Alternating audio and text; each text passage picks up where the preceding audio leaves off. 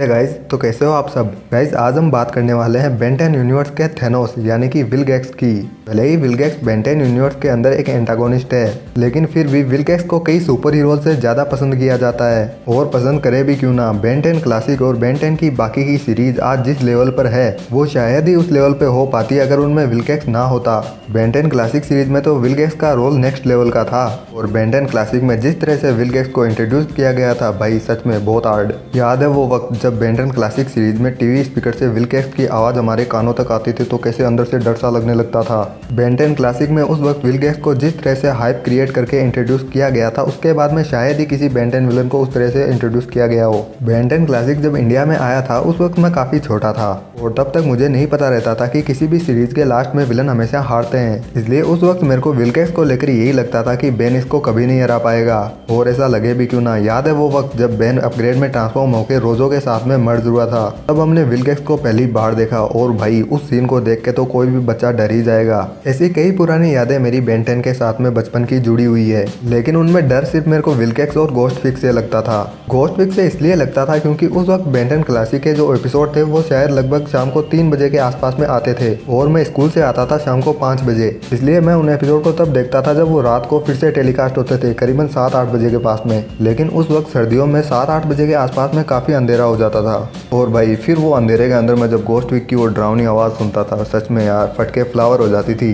खैर छोड़ो पुरानी बातों को, जो बीत गया वो बीत गया। बात करते हैं आज के हमारे टॉपिक की। तो आज की इस वीडियो में हम बात करेंगे विलगैक्स के बारे में, जिसमें मैं आपको बताऊंगा विलगैक्स से रिलेटेड कई इंटरेस्टिंग फैक्ट्स, जिसमें हम बात करेंगे कि विलगैक्स का डीएनए ओमनिट्रिक्स में कैसे आया, शैडो रियलम क्या होती है और इसका विलगैक्स के साथ में क्या कनेक्शन है, विलगैक्स की गर्लफ्रेंड कौन है और विलगैक्स की एज क्या है, विलगैक्स के प्लेनेट और वहाँ पे रहने वाले विलगैक्सियंस के बारे में भी हम अच्छे से आज की इस वीडियो में जानेंगे, जिसमें मैं आपको बताऊंगा कि विलगैक्स की जो स्पीशीज है उसका रेफरेंस हमें किन किन माइथोलॉजी और पुरानी बुक्स में मिलता है। इन सब के अलावा भी वीडियो में बहुत कुछ भरा पड़ा है, इसलिए आप इस वीडियो को लास्ट तक जरूर देखना। हाँ, वीडियो थोड़ी लंबी है लेकिन आपको मजा पूरा आएगा। लेकिन इस वीडियो को शुरू करें उससे पहले एक छोटी सी बहुत जरूरी फॉर्मेलिटी पूरी कर लेते हैं कि अगर आप इस चैनल के ऊपर नए हैं तो चैनल को सब्सक्राइब करके बेल आइकन को प्रेस कर लेना, क्योंकि इस चैनल के ऊपर मैं बेन 10 से रिलेटेड ऐसे इंटरेस्टिंग वीडियो लाता रहता हूँ। तो चलिए without wasting any more time, let's begin. सबसे पहले हम बात कर लेते हैं विलगैक्स के प्लेनेट की, जहां विलगैक्स रहता है। तो विलगैक्स के प्लेनेट को हाल फिलहाल के अंदर विलगैक्सिया नाम से जाना जाता है। विलगैक्स के इस विलगैक्सिया प्लेनेट का पहले नाम मरी था, लेकिन बाद में जब विलगैक्स लीडर बना तो इसको विलगैक्सिया नाम से जाने जाने लगा। यह हमें सबसे पहले देखने को मिला था गोस्ट टाउन में। Ghost town, Ninja town similar लगते हैं ना।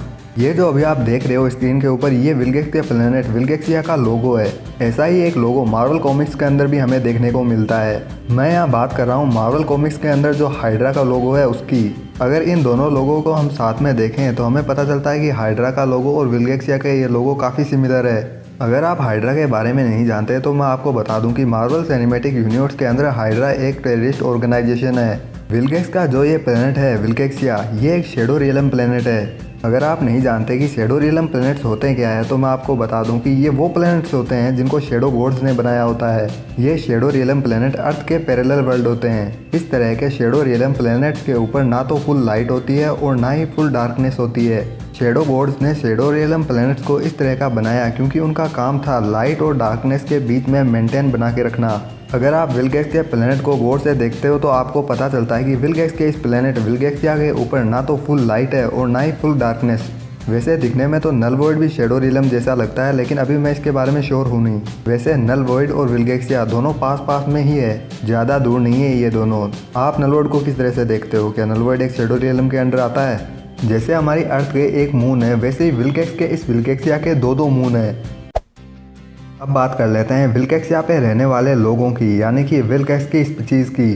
तो विलगैक्स के प्लेनेट के ऊपर जो स्पीशीज़ रहती है उसका नाम है काइमेरा सुई जेनरस, जो कि विलगैक्स की ओरिजिनल स्पीशीज़ है। जब से विलगैक्स के प्लेनेट का नाम मरी से विलगैक्सिया पड़ा है, तब से इन काइमेरा सुई जेनरस को भी विलगैक्सियंस के नाम से जाना जाता है।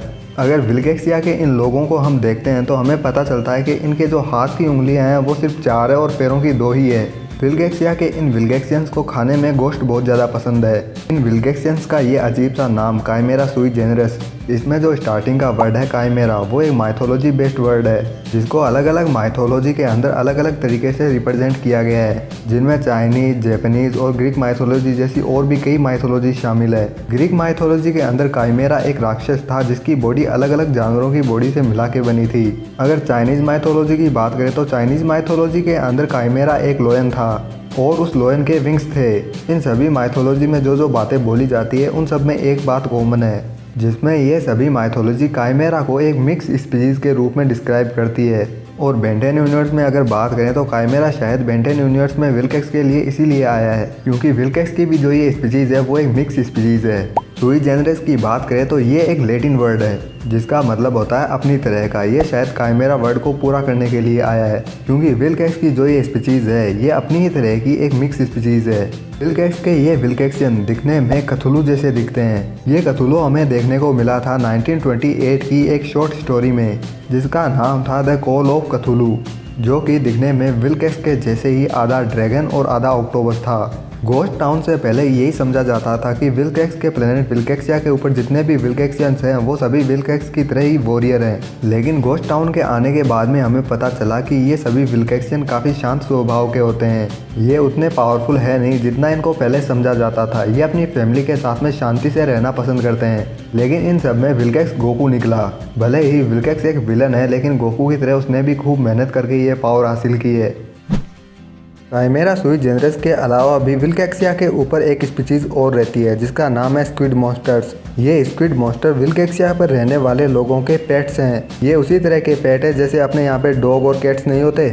विलगैक्सिया के ये स्क्विड मॉन्स्टर्स उतने भी खतरनाक नहीं है जितना कि हमने बचपन में पढ़ा था इनके बारे में बुक्स में। और विलगैक्सिया के ये स्क्विड मॉन्स्टर उतने बड़े भी नहीं है जितना कि हमने बचपन में इनके बारे में सोचा था। लेकिन बेन 10 यूनिवर्स के अंदर ये एक दो नहीं, इनकी पूरी एक बटालियन है, या फिर यूँ कहे इनका एक पूरा प्लेनेट है। और यही चीज़ इन्हें पावरफुल बनाती है क्योंकि इनकी क्वांटिटी बहुत ज़्यादा है। हम विलगैक्स की बात करें और विलगैक्स के बियर्ड्स की बात ना करें, ऐसा थोड़ी हो सकता है। आखिर 1773 से विलगैक्स ओमनिट्रिक्स के पीछे इसीलिए तो पड़ा था ताकि वो एक बियर्ड्स की पूरी आर्मी तैयार कर सके। मेरे कहने का मतलब है कि इन बियर्ड्स से एक डीएनए एलियन आर्मी। चलो इनके बारे में भी डिटेल में बात करते हैं। तो विलगैक्स के ये बियर्ड्स ह्यूमनॉइड रोबोट है विथ ब्लैंक डीएनए। विलगैक्स के पास में इन बियर्ड्स की पूरी एक आर्मी है और इन सभी बियर्ड्स को विलगैक्स ने ओमनिट्रिक्स के साथ में सिंक्ड कर रखा है। और ओमनिट्रिक्स के साथ में सिंक्ड करने की वजह से ही विलगैक्स इनको डीएनए एलियंस में ट्रांसफॉर्म कर पाया। और जैसा कि मैंने अभी आपको बताया है ये बियर्ड्स ओमनिट्रिक्स के साथ में सिंक्ड थे और इसीलिए जब ओमनिट्रिक्स डिस्ट्रॉय हुआ तो ये भी अनएक्टिवेट हो गए। बेन 10 क्लासिक के अंदर जब तक विलगैक्स और बेन आमने सामने नहीं आए थे तब तक तो यही लग रहा था कि विलगैक्स ओमनिट्रिक्स को अपने लिए पाना चाहता है। लेकिन बाद में जब विलगैक्स और बेन आमने सामने आए तो विलगैक्स ने बेन को बताया कि वो ओमनिट्रिक्स की मदद से एक डीएनए आर्मी तैयार करना चाहता है। और बेन 10 एलियन फोर्स के लास्ट में उसने ऐसा कर भी लिया इन बियर्ड्स और ओमनिट्रिक्स की मदद से। अभी कुछ दिन पहले एक सब्सक्राइबर ने मुझसे ह्यूमन विलगैक्स के बारे में पूछा था और ह्यूमन विलगैक्स के ऊपर वीडियो बनाने के लिए बोला भी था। आई थिंक वो बिल गेट्स को ही ह्यूमन विलगैक्स बोल रहे थे। तो पहले तो भाई यहाँ पे सीन ऐसा है कि बिल गेट्स विलगैक्स नहीं है। यहाँ बिल गेट्स विलगैक्स की बॉडी में आईडी मास्क की मदद से ट्रांसफॉर्म हो रखा था। लेकिन बिल गेट्स की बॉडी और उन दोनों के नाम बिल्कुल सिमिलर से हैं, इसलिए सब उनको विलगैक्स समझ बैठे। असल में बिल गेट्स भी ह्यूमन ही है। और बेन 10 ओमनिवर्स में हमें पता चला था कि बिल गेट्स एक रियल प्लम्बर है। रियल प्लम्बर से मेरा मतलब वो है कि जिन प्लम्बर्स को हम घर पे नहीं बुलाते पाइपलाइन वगैरह सही करने के लिए। वैसे बिल गेट्स के बारे में ज़्यादा कुछ बताने को है नहीं क्योंकि बिल गेट्स का अपीयरेंस सिर्फ एक एपिसोड में हुआ था, वो भी कुछ टाइम के लिए। लेकिन फिर भी अगर आप बिल गेट्स के बारे में जानना चाहते हो तो इसके बारे में थोड़ी बहुत इन्फॉर्मेशन है। जैसे कि बिल गेट्स ने एक बार कहा था कि वो एक बैंड के लिए गिटार बजाता है और बिल गेट्स ने उस बैंड का नाम जैगवायर बताया था। जैगवायर की बात करें तो 80s के टाइम में रियल में यूएस के अंदर एक ऐसा ही बैंड था जो कि अपने टाइम में काफ़ी सुर्खियों में भी रहा था। लेकिन बाद में 1989 के टाइम में उस बैंड के साथ में कुछ ऐसा हुआ जिसकी वजह से उस बैंड के मेंबर अलग अलग हो गए और वो बैंड टूट गया। उसके बाद में 2013 में ये बैंड वापस सुर्खियों में आया जब इस बैंड के वापस रीयूनियन होने की न्यूज़ आई। लेकिन 2013 में ये बैंड फिर से स्टार्ट हुआ नहीं, ये सिर्फ सुर्खियों में आया। बाद में नए आर्टिस्ट आए और इस बैंड को 2017 में फिर से स्टार्ट किया। जब ओमनिवर्स चल रहा था तो यूएस के अंदर ये बैंड काफ़ी लाइमलाइट में था और हो सकता है कि बिल गेट्स ने इसी बैंड के बारे में बात की हो। बिल गेट्स के बारे में और बात करें तो बिल गेट्स ने जिस टॉयलेट को वॉश किया था वो प्लम्बर हेडक्वार्टर का टॉयलेट था। वैसे बिल गेट्स के पास से ज़्यादा क्वेश्चन तो निकल के नहीं आते, लेकिन वो जिस तरीके से बातें कर रहा था उससे लग रहा था कि वो काफ़ी टैलेंटेड बंदा है जिसके पास में काफ़ी स्किल्स भी है, जिसमें शामिल है कि बिल गेट्स एक अच्छा प्लम्बर है, एक अच्छा आर्टिस्ट के साथ में एक तगड़ा रेसलर भी है। फाइनली अब बात कर लेते हैं बिल गेट्स से जुड़े कुछ इंटरेस्टिंग फैक्ट्स की। तो सबसे पहले बात करते हैं बिल गेट्स की एज की। तो बिल गेट्स की एज अभी है 240 ईयर्स। और अगर बात करें बिल गेट्स की डेथ की, तो बिल गेट्स की डेथ होगी ओरिजिनल सीरीज के आने के 200 ईयर्स बाद में। बिल गेट्स के एम्पायर की बात करें तो बिल गेट्स अब तक 10 वर्ल्ड्स को कॉन्करर कर चुका है अपने खुद के प्लेनेट बिल गेट्स। यहाँ पर भी अगर बिल गेट्स की बात करें तो वहाँ पे भी बिल गेट्स एक तानाशाह है, वहाँ वो अपनी मनमानी करता है। अपनी मनमानी करने के बावजूद भी बिल गेट्स यहाँ के लोगों के लिए वहाँ का एक हीरो है और बिल गेट्स यहाँ के लोग वहाँ बिल गेट्स को बहुत ज़्यादा पसंद करते हैं। बिल गेट्स अब तक 5 अलग अलग प्लेनेट को डिस्ट्रॉय कर चुका है और यहाँ तक कि बिल गेट्स अब तक एक ब्लैक होल भी क्रिएट कर चुका है। बिल गेट्स की अगर हाइट की बात करें तो वैसे तो बिल गेट्स को 15 फीट का माना जाता है, लेकिन बेन 10 एलियन फोर्स के लास्ट में हमने देखा था कि अल्टीमेट हुमांगासोर और बिल गेट्स की हाइट बिल्कुल सेम थी। और अगर वहाँ पे अल्टीमेट हुमांगासोर की हाइट की बात करें तो वो करीबन 12 फीट के आसपास है। जब ओमनीवर्स सीरीज के लिए बिल गेट्स का कैरेक्टर डिज़ाइन हो रहा था तो उसको लेकर डेरिक जे वाइट चाहते थे कि बिल गेट्स को वापस ओरिजिनल सीरीज वाले लुक के अंदर पेश किया जाए, जहां बिल गेट्स हमें उसी लुक में दिखता जिसको हमने देखा था बेन 10 क्लासिक के अंदर। लेकिन ऐसा हो नहीं पाया और ओमनीवर्स के अंदर हमें ये बिल गेट्स देखने को मिला। एजमथ बिल गेट्स को दुनिया का सबसे पावरफुल विलन मानता है और ऐसा है भी क्योंकि बिल गेट्स सबसे ताकतवर काइमेरा सुई जेनरस है और हैंड टू हैंड कॉम्बैट के अंदर भी बिल गेट्स किसी से कम नहीं है। हैंड टू हैंड कॉम्बैट की बात करें तो उसमें खाइबर का नाम भी आता है, लेकिन फिर भी अगर खाइबर कैप्टन अमेरिका है तो बिल गेट्स थैनोस है। लेकिन फिर भी खाइबर कोई छोटा मोटा विलन नहीं है, खाइबर भी बहुत ज़्यादा पावरफुल विलन है। लेकिन मेरा मानना यही है कि अगर खाइबर और बिल गेट्स के बीच में अगर फाइट हुई तो उसका विनर बिल गेट्स ही होगा। क्या आपको पता है कि बिल गेट्स का ये नाम बिल गेट्स किसने रखा? अगर आपको नहीं पता तो मैं आपको बता दूं कि बिल गेट्स का ये नाम बिल गेट्स ये रखा था कार्टून नेटवर्क के सीसीओ ने, जिनका नाम है ट्रम विक्सल। बिल गेट्स की जो ये लेज़र है, बिल गेट्स की ये लेज़र सिमिलर है डीसी कॉमिक के डार्क स्टार से। डार्क स्टार के पास में भी एक ऐसी ही लेज़र है जिसका नाम है ओमेगा बीम। बिल गेट्स की लेज़र और डार्क साइड की ओमेगा बीम दोनों सिमिलर है क्योंकि ये अपनी डायरेक्शन चेंज कर सकती है अकॉर्डिंग टू देयर प्रोजेक्ट्स। अगर हम बात करते हैं बिल गेट्स की गर्लफ्रेंड की, तो बिल गेट्स की गर्लफ्रेंड अब तक की जितनी भी बेन 10 की टीवी सीरीज आई है उनमें हमें देखने को नहीं मिली है।